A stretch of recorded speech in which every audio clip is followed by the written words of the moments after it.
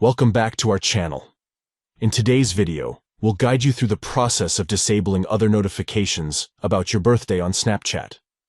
If you prefer to keep your birthday celebrations low-key or simply want to control the notifications you receive, follow these simple steps. Step 1.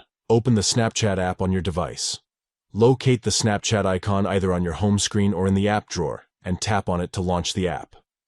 Step 2. Once the app is open, you'll find the profile icon in the top left corner of the screen. Tap on it to access your Snapchat profile. Step 3.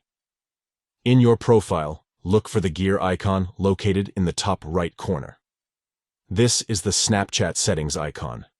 Tap on it to enter the settings menu. Step 4.